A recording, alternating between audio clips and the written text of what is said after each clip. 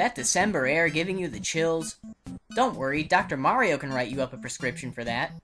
In between his seasons of being a pro golfer, tennis player, go-kart driver, and boxing referee, he found time to get his MD.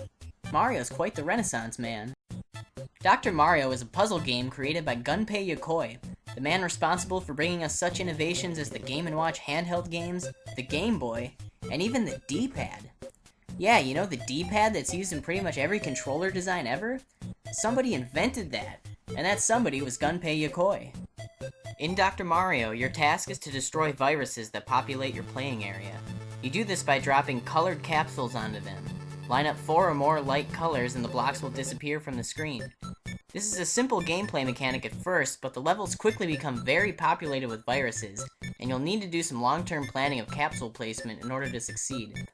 A display shows you the next set of capsules that will drop after you drop your current set, much like how Tetris shows you your next block in queue.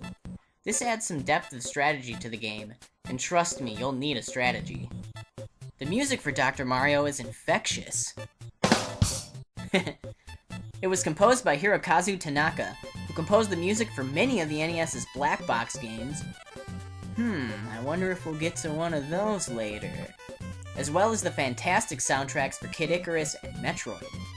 Hirokazu Tanaka has a knack for crafting very catchy earworms that will stay with you long after you shut the game on. I know that everyone loves the fever theme from Dr. Mario. I mean, come on, how couldn't you? I always thought it sounded a bit like the Hammer Brothers theme from Super Mario Bros. 3.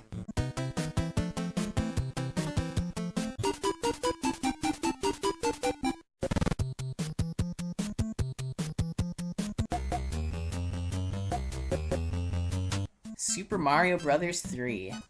I wonder if we'll get to that one later. Oh, knock it off. But let's keep with the cold December theme and talk about the chill theme instead. And yes, I know that you also get a fever when it's cold out, but I said we're talking about the chill theme, and that's what we're doing. I'm going with Jerk Store! Jerk Store is the line! Jerk Store! This theme has the distinction of being one of the longest in the entire NES sound library. Most themes in NES games play on a continuous loop, with one repetition usually lasting anywhere from 30 seconds to a minute.